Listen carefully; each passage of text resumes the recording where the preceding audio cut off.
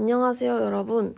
법과 사회를 더 쉽고 가깝게 전달하는 저스티스 서포터즈 버타민이 전하는 이야기 6월의 팟캐스트 DJ 김아영, 전혜주입니다. 일상 속 다양한 사회 문제를 함께 고민해보는 시간인데요. 오늘은 우리 사회에서 꾸준히 논의되고 있는 소년 범죄와 그에 대한 보호 처분, 그리고 교화의 방향에 대해 이야기 나눠보려고 합니다. 여러분은 소년범죄라는 말을 들으면 어떤 생각이 드시나요? 아직 성장 과정에 있는 청소년이라는 점에서 보호와 교육이 필요하다고 느끼시나요? 아니면 범죄에 대한 책임 역시 분명히 물어야 한다고 생각하시나요? 최근 소년범죄와 관련된 사건들이 이어지면서 처벌과 교화 사이에서 어떤 방향이 더 적절한지에 대한 다양한 의견이 나오고 있습니다. 특히 일부 사례를 통해 청소년 범죄에 대한 경각심이 커지면서 사회적으로도 보다 실질적인 대응과 변화가 필요하다는 목소리가 커지고 있는데요. 반면 소년 범죄에 대한 보호 처분은 청소년의 재사회화와 올바른 성장을 돕기 위한 제도라는 점에서 그 의미 역시 중요하게 평가되고 있습니다. 그렇다면 현재의 보호 처분과 교화 시스템은 과연 충분히 효과적으로 운영되고 있을까요? 우리는 어떤 방향으로 나아가야 할까요? 또한 범죄를 저지른 청소년뿐만 아니라 피해자와 우리 사회는 이 문제를 어떤 시선으로 바라보고 접근해야 할지도 함께 고민해볼 필요가 있습니다. 그래서 오늘은 소년 범죄의 현황과 보호 처분의 실제, 그리고 현장에서 이루어지는 교화 과정에 대해 이야기를 나눠보려고 합니다. 오늘은 저희가 광주 소년원을 찾아 현장의 이야기를 직접 들어볼 예정인데요. 이번 시간을 통해 소년 범죄를 바라보는 보다 균형 잡힌 시선과 앞으로 나아가야 할 방향을 함께 고민해보는 시간이 되었으면 좋겠습니다. 그럼 지금 바로 시작해보겠습니다. 안녕하세요, 교장 선생님. 먼저 팟캐스트 청취자분들께 간단한 인사와 자기소개 부탁드립니다. 네, 안녕하세요. 저 광주 고령학교 광주 소년원장 이승원입니다. 바쁘신 와중에도 인터뷰에 응해주셔서 감사합니다. 오늘은 광주 소년원의 역할과 소년들의 교화 과정에 대해 다양한 이야기를 나눠보겠습니다. 먼저 광주 고령학교는 어떤 역할을 하는 기관인지 소개 부탁드립니다. 네, 광주 고령학교는 소년부 법원에서 9호, 10호 처분, 즉 9호는 6개월 이내 소년원 수용, 10호는 24개월 이내 소년원 처분을 받은 아이들을 수용하여 교육시키는 기관이고, 그 외에도 이제 아이들에 대해서 소년 재판을 위해서 임시적으로 한 달 동안 위탁 임무를 맡아서 아이들을 한 달 동안 데리고 있으면서 소년부에 아이들에게 어떤 처분을 내리면 적합한지 그 자료를 제출하는 그런 역할을 함께 하고 있습니다. 그러면 소년원에서 가장 중요하게 생각하는 교육 및 교화의 목표는 무엇인가요? 우리 소년원은 2000년도에 직업훈련 특성화 학교로 지정이 돼서 우리 아이들에게 직업훈련, 9호 아이들, 기간이 좀 짧은 아이들은 소형 건설기계 교육을 하고 있고요. 10호 처분을 받은 아이들한테는 전기, 자동차 정비 등 좀 전문적인 직업 훈련을 하고 있습니다. 직업훈련 소년원이지만 아이들 진로를 위해서 검정고시도 병행하고 있고요. 전체적으로 아이들이 소년원에서 밖에 나가서 사회 적응력, 건전한 사회인으로 성장하는데 가장 핵심을 두고 있습니다. 단순히 잘못을 반성하는 것보다 앞으로의 삶을 준비하는 데 더 중점을 두고 계시는 것 같네요. 네, 맞습니다. 네. 그러면 현재 소년원 학생들의 하루 일과는 어떻게 이루어지고 있나요? 소년원에서 하루 일과는 이제 외부에서 생각할 때 아이들이 특별한 일과 없이 좀 방임되는 경우도 있나 생각하고 있는데 7시 반 정도에 기상을 하고 9시 취침에 들 때까지 굉장히 촘촘하게 아이들 일과가 이루어져 있고요. 식사, 그리고 범죄 예방 교육, 직업훈련, 그다음에 인성교육, 이런 프로그램들이 굉장히 짜임새 있이 이루어지고 있습니다. 생각보다 규칙적이고 학교 생활과 비슷한 부분도 많은 것 같아요. 네.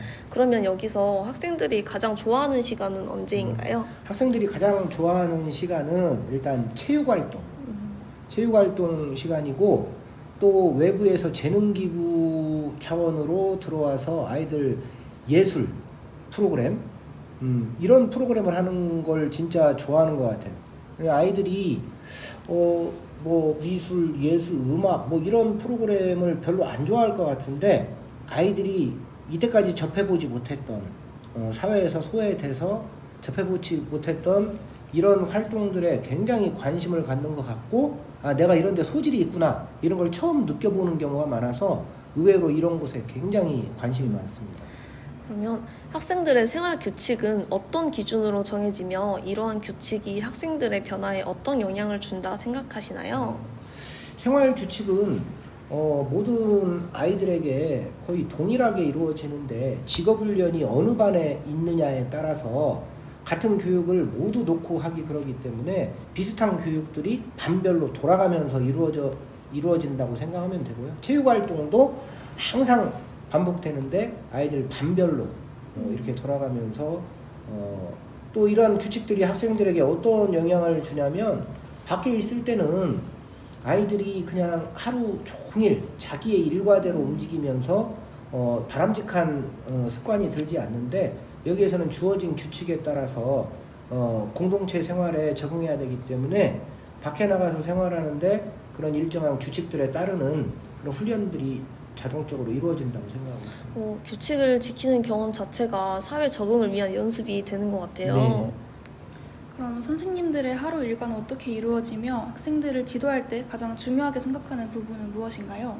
선생님들 하루 일과는 아무래도 아이들에 따라서, 그 아이들 일과에 따라서 움직이는데, 직업훈련의 경우에 직업훈련 전문 교사가 있고, 직업훈련 전문 교사들이 갖춘 자격으로만 부족한 부분들이 있기 때문에 외부 전문 강사를 유료로 초빙하는 경우도 계속 반복적으로 이루어지고 있고요.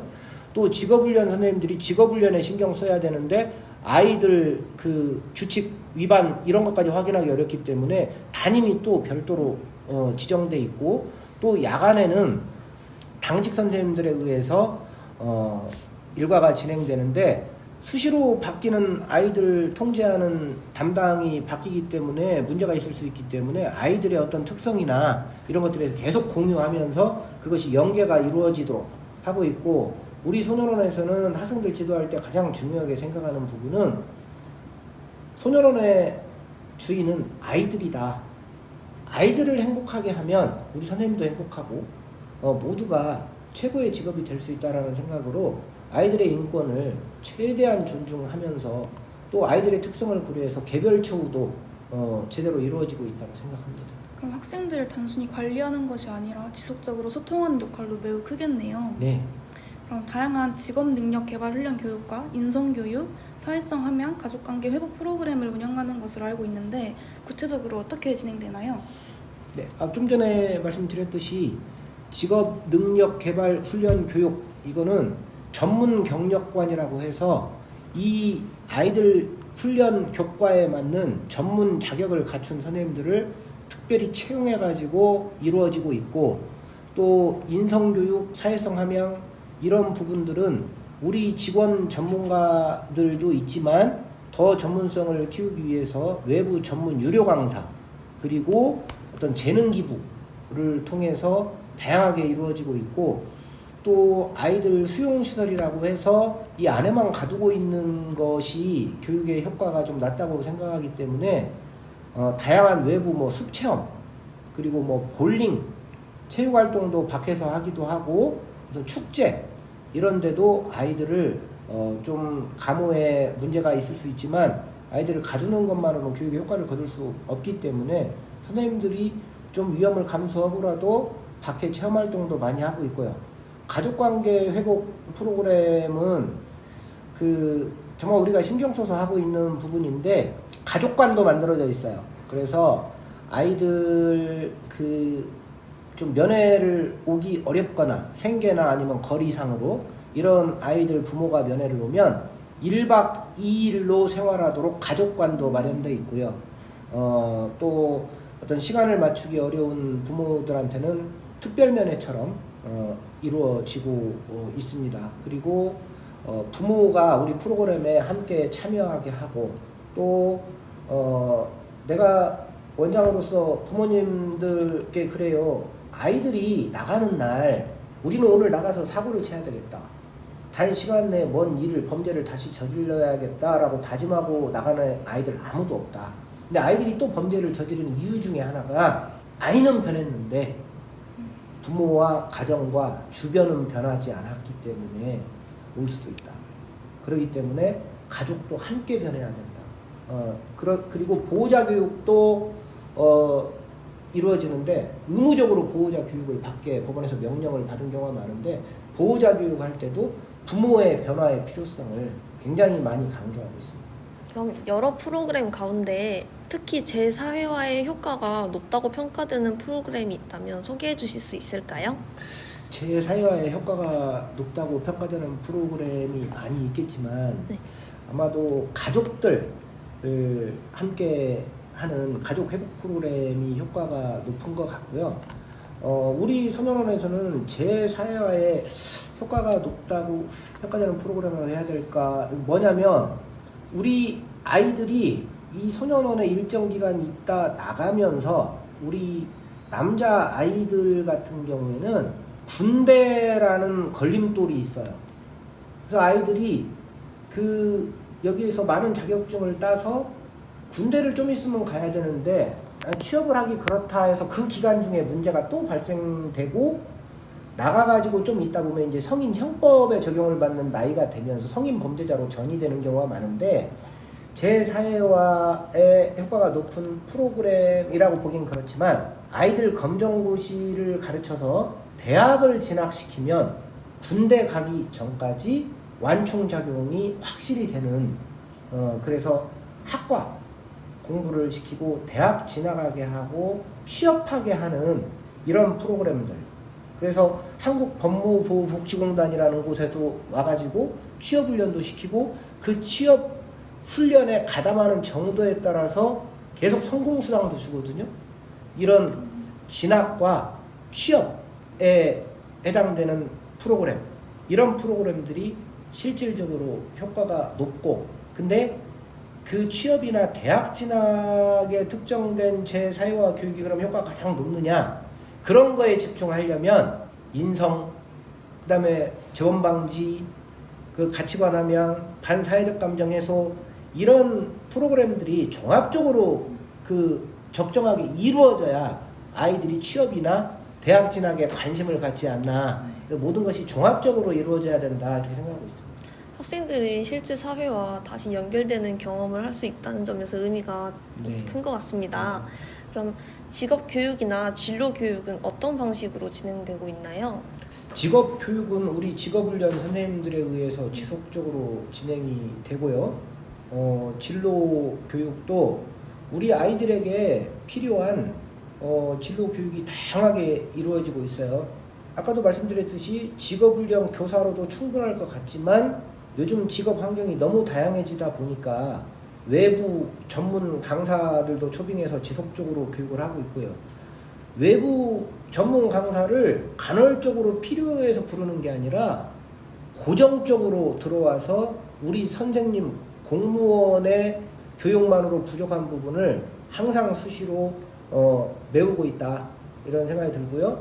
진로 교육은 아이들이 어떤 생각을 갖고 있느냐에 따라서 아이들이 원하는 프로그램도 수시로 그 설문을 받고, 그래서 아이들에게 맞춤형으로 진행되고 있다, 이렇게 저희는 진행하고 있습니다. 그럼 학생들의 개인별 특성을 고려한 맞춤형 지도는 어떻게 이루어지고 있나요? 학생들 개인별 특성을 고려한 맞춤형 지도는 처음에 일단 아이들이 우리 소년원을 올 때 나는 어떤 직업훈련을 받고 싶다 라고 우리 소년원에 있는 직업훈련 과정에 흥미가 있는 아이들이 일단 와요. 일단 오는데 그 직업훈련 과정에 아이들이 차 있거나 어디가 부족하거나 그럼 일시적으로 다른 곳에 배치되는 경우도 있어요. 있는데 결국 그 빠른 시간 내에 본인이 처음에 희망했던 적성에 맞다고 하는 공과에 이제 배치를 해서 직업훈련을 받고, 또 최근에 제가 와서 선생님들을 설득하고 해서 이제 변화한 게 뭐냐면 아이가 자격증을 다 따버렸어. 그러면 또 들으라고 해. 그래서 어떻게 보면 아이들이 전기, 태양광, 신재생에너지 뭐 이런 자격증이 훨씬 어렵지만 아이들이 단기간 내에 군대 가기 전에 취업하는데 가장 좋은 거가 소형건설기계예요. 근데 그건 구호 아이들, 그 짧은 아이들한테 3톤 미만의 교육을 시키는 거잖아. 아이들 중에 원장님 저 소형건설기계 자격증 좀 따면 안 돼요? 해주라 했어요. 그래서 아이들이 처음에 내 적성이 어떤 거다 해서 배치해서 자격증도 따고 맞춤형 교육을 시키는 경우도 있지만 와서 자기들이 저것도 하고 싶다 흥미를 가지는 경우에 또 재배치하거나 추가로 시간을 내서 아이들한테 맞춤형 지도, 진로 교육, 직업 교육을 추가로 실시하고 있다. 그렇게 말씀드릴 수 있겠습니다. 그러면 소년원 생활을 통해서 학생들에게 가장 크게 나타나는 변화는 무엇인가요? 우리 아이들이 왜 이런 말 있잖아요. 사랑도 받아본 사람들이 안다, 관심도 받아본 사람들이 안다. 근데 그 말도 맞는 말이지만 네. 내가 소년원장을 해보니까 그 사랑과 관심을 못 받은 아이들이 조그만 관심과 배려에도 감동을 느끼는 측면이 있다. 그래서 나는 소중한 존재라는 거 이런 걸 깨닫게 해주고 한 명 한 명에게 관심을 가지고 어떤 가정과 사회에서 받지 못한 그런 관심, 애정을 줬을 때 아이들은 변한다. 변하는 모습을 수시로 보고 있고 그리고 나는 소년원이 정말 아이들을 변하는 핵심이 될 수 있다고 생각하는 게 다른 외부에서 교육은 오늘 교육하고 내일 못 봐요. 오늘 교육하고 오전에 보고 오후에 못 봐. 그리고 다음 달에 봐야 돼. 우리 아이들은 항상 있어요. 항상 기다리고 있어. 항상 기다리고 있는 아이들을 선생님들이 관심만 가지면 못할 일이 뭐가 있겠어요. 1년이라는 기간 내에. 그래서 아까 내가 말했듯이 우리 아이들에게는 1년이 주어지면 나에게 1년이 주어지면 중학교 중퇴자를 대학생을 만들 수 있다. 그 정도 변화. 그리고 최근에 크리에이티브 아트라는 업체하고 협약을 맺어서 아이들 그 프로그램을 진행했는데 뭐냐면 쓰레기를 재활용해서 뭔가 작품을 만든 거예요. 그거의 취지가 뭐냐면 처음에 재활용해가지고 만드는 과정부터 시작하는 거예요. 쓰레기인데 이렇게 변해버린다. 그런데 니들은 쓰레기도 아닌데 니들이 못 변하겠냐. 그래서 어떤 작품을 쓸모없는 뭔가 소외된 그런 재료들을 가지고 엄청난 작품이 완성되어 나타나는 모습을 보여주면서 이들도 할 수 있다는 걸 보여줬어요. 또 국가의 어떤 재활용 이런 산업들이 어떻게 이루어지고 있는가. 그 국가 어떤 사업에도 관심을 갖게 하고 얼마든지 변할 수 있다. 완전히 쓸모없는 물건같이 된 것도 변할 수 있다는 걸 보여주는 그러한 프로그램도 진행했습니다. 정말 생활 습관뿐만이 아니라 생각하는 방식에도 변화가 생기는군요. 네. 학생들이 변화하는 모습을 보면서 가장 보람을 느낀 순간은 언제인가요? 그 아이들이 그런 말을 해요. 나가면서 원장님 꼭 보러 올게요. 원장님 잊지 않을게요. 돈 벌으면 아이들 간식 사가지고 올게요. 했는데 내가 니들이 잘 지내면 돼. 했는데 아이들이 진짜 와요. 진짜 와가지고 그 커피를 사가지고 오고 지 친한 아이들 전해주라고 들어갈 수 없으니까 전해주라고 왔길래 내가 데리고 들어갔어요. 왜냐면 선생님들의 일부는 아이가 들어와가지고 그 밖에서 이렇게 지내고 있는 아이들 보여주면 아이들 동요된다. 그래서 왜 이렇게 폐쇄적으로만 생각하냐. 소년원에 있을 때도 굉장히 칭찬받고 변화하는 아이들의 모습이었는데 밖에서 열심히 일해갖고 아르바이트 한 돈으로 아이들 먹을 간식을 갖고 왔는데 이 아이들이 나도 나중에 나가서 남아있는 후배들한테 뭔가를 줄 수 있는 존재가 돼야 되겠다. 그래서 찾아오는 아이들, 편지 보내는 아이들, 그럴 때 가장 보람을 느끼고, 그리고 아이들이 이제 나가서 자기 생활에 적응하다 보니까 말하는 숫자만큼은 안 찾아오더라도 이 전해주는, 담임선생님한테 오고 잘 있어요 하면서 원장님 안부 물어주세요, 이런 것들이 실제로 너무나 많이 일어나고 있거든요. 그때 가장 큰 보람을 느끼고, 어디 취업했다라는 이야기 듣고 군대 제대했다고 인사 오르는 아이들 보고, 그런 소식을 들으실 때 교육자로서 진짜 큰 보람을 느끼실 네, 것 같습니다. 네. 그러면 학생들을 지도하시면서 기억에 가장 남는 사례가 있다면 소개해 주실 수 있을까요? 우리 보령에 조폭 전신문신한 아이가 있었는데 중학교 중퇴자였어요. 중학교 중퇴자였는데 이 애를 4월에 중졸검정고시, 8월에 고졸검정고시, 그리고 11월에 대학 합격. 그리고 이 아이가 가정이 경제적으로 무너지고 벌금을 받아가고 정신적으로 굉장히 힘든 상황이 있었는데 원장과 과장이 밖에서 사업하는 분한테 이 아이의 벌금을 내주신다면 한 아이가 제대로 성장할 수 있는 계기가 될 것 같은데 도와주십시오 했더니 벌금을 내줬어요. 이 아이가 지금 대학 생활을 진행하면서 그 자기를 도와주신 분한테 스승의 날 선물과 카네이션을 들고 와서 편지를 읽어주는 장면. 그리고 이 아이는 분명히 거듭나는 사람으로 살 거라는, 그래서 어른이 변화하면 아이는 변화한다라는 확신을, 그리고 뭔가 정말 임팩트 있는 뭔가를 줬을 때 아이들이 어떤 한 가지 행동으로 변화할 수 있다고 보지 않아요. 우리 소년들 여기 있을 때 원장이 12개월 정도 되면 내보내고 이런 역할이 있거든요. 밖에 나가서 회의를 해야 돼. 검사장, 변호사, 판사, 검사, 교수, 보호관찰소장, 교도소장, 소년원장이 모여서 매달 회의를 해요. 그랬더니 내가 너무나 많은 아이들을 내보내려고 하니까 위원장이, 검사장이 질문한 거예요. 원장님이 아이 다시 범죄에 안 저지른다고 책임질 수 있죠? 이렇게 질문하는 거예요. 그럼 웬만한 원장은 이럴 거야. 네, 제가 책임지겠습니다 하고 일단 내보낼 거예요. 내가 뭐라 했냐면 광주소년원에 있는 아이들 중에 다시 범죄를 안 저지른다고 확신할 수 있는 애 한 명도 없습니다. 현재 아이가 잘 지낸 거에 대해서 칭찬해주고 격려해주고 보상해주지 않으면 아이들은 어떻게 살아야 되느냐.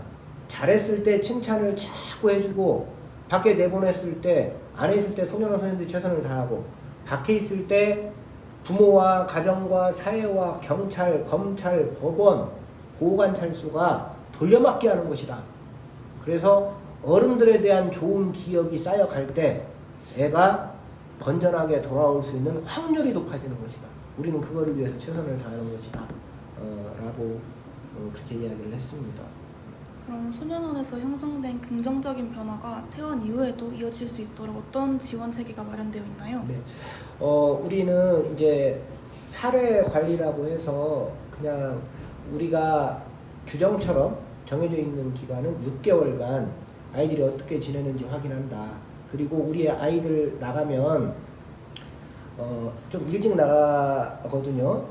9호는 4개월이면 나가고 원래 6개월인데 10호는 24개월로 되어 있는데 12, 3개월이면 나가는데 그 보호관찰 조건으로 나가거든요. 6개월에서 24개월까지 보호관찰을 받을 수가 있어요.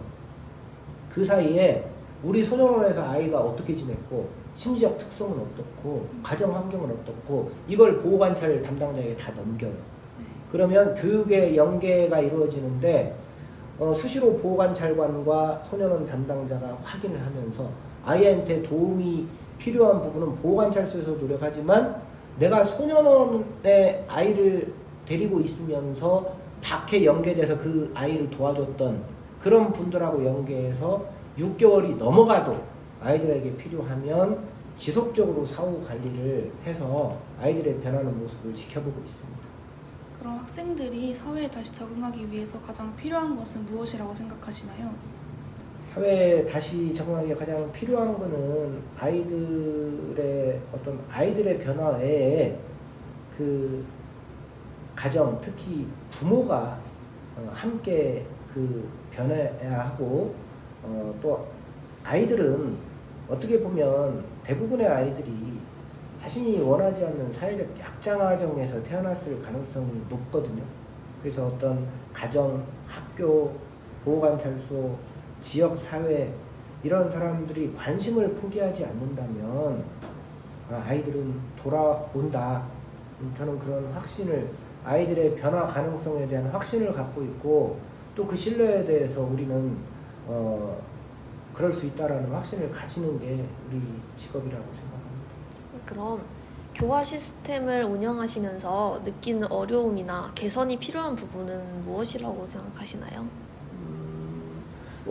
계속 반복되는 말인데, 우리 아이들 변해요. 여기에서 1년 동안 규칙적인 생활하고 규범을 지키기 위해서 노력하고, 여기서 선생님들한테 예쁨 받아가지고 점수를 빨리 채워서 더 빨리 나가고 싶게 노력하고, 그래서 자격증도 더 따고, 검정고시도 따고, 승강기 기능사도 따고, 전기기능사 자격도 따고, 이런 놀라운 변화를 겪는데, 밖에 나갔을 때 가정과 주변이 변하지 않는다는 거.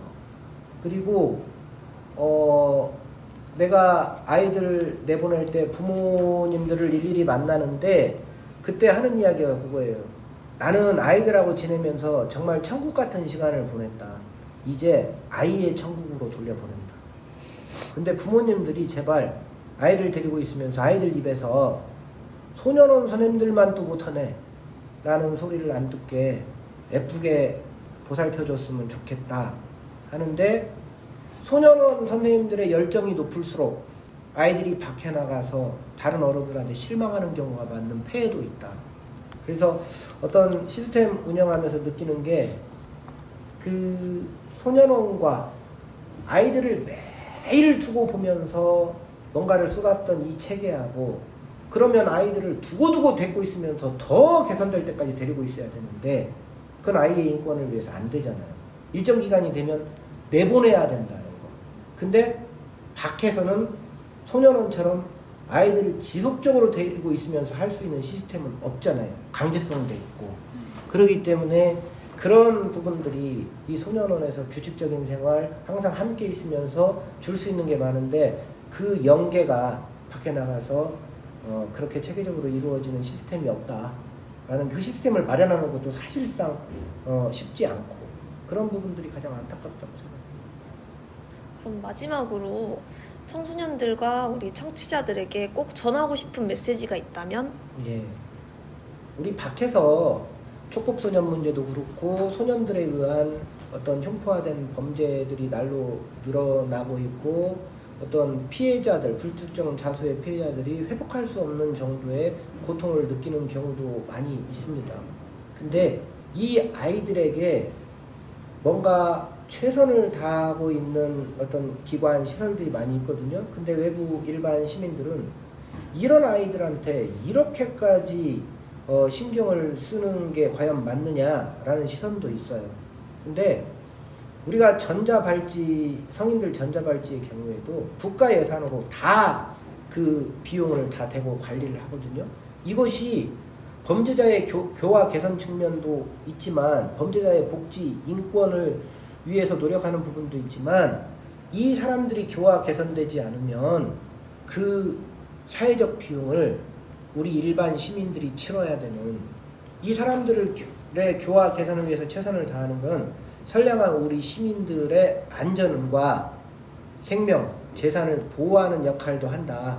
그래서 이러한 국가의 시책에 대해서 고민해 주시고, 특히 우리 청소년 범죄 소년들에 대해서는 이 아이들이 건전하게 성장하지 않으면 앞으로 수십 년 동안 우리 사회가 경제적, 신체적 그 비용을 감수해야 된다. 이런 생각으로 따뜻한 시선, 결국은 이 아이들이 바람직하게 돌아와야 안전한 사회가 된다라는 시선으로 우리 아이들에게 관심을 가지시고, 아이들이 교화 개선하는데 힘을 함께, 사고를 같이 함께 모아주셨으면 감사하겠다라는 말씀 드리고 싶습니다. 네, 오늘 말씀을 통해서 소년원이 단순히 처벌의 공간이 아니라 청소년들이 새로운 삶을 준비하는 교육의 공간이라는 점을 알 수 있었습니다. 귀한 말씀 들려주셔서 감사합니다. 네, 고맙습니다. 오늘 이야기 나눠보면서 소년 범죄와 촉법소년 문제는 단순히 처벌의 문제가 아니라 청소년들이 자신의 잘못을 돌아보고 다시 사회의 구성원으로 성장할 수 있도록 돕는 과정 또한 중요하다는 점을 다시 한번 느끼게 되었습니다. 또한 청소년들의 변화와 재사회화를 위해서는 소년원과 같은 교화기관의 노력뿐만 아니라 우리 사회의 관심과 지원이 함께 이루어져야 한다는 사실도 생각해보게 되었는데요. 오늘 귀중한 말씀 들려주신 광주 고령학교 원장님께 진심으로 감사드립니다. 바쁘신 일정에도 인터뷰에 응해주시고 소년원과 교화에 대한 다양한 이야기를 들려주셔서 정말 뜻깊은 시간이었습니다. 누군가에게 소년원은 단순히 처벌의 공간으로 보일 수 있지만 오늘 이야기를 통해 누군가에게는 새로운 시작과 변화를 위한 기회의 공간이 될 수 있다는 점을 다시 생각해보게 되었습니다. 한 아이를 바꾸는 것은 한 사람만의 노력만으로는 어렵습니다. 가정과 학교, 그리고 우리 사회의 관심과 지지가 함께할 때 진정한 변화가 시작될 수 있습니다. 오늘 방송을 통해 소년 범죄를 바라보는 우리의 시선과 청소년들이 건강하게 다시 사회로 나아갈 수 있도록 우리 모두가 어떤 역할을 해야 하는지 한 번쯤은 생각해보는 시간이 되었으면 좋겠습니다. 지금까지 저스티스 서포터즈 법타민이 전하는 6월의 팟캐스트 DJ 김아영, 전혜주였습니다. 그럼 저희는 7월에 다시 돌아오도록 하겠습니다. 들어주셔서 감사합니다.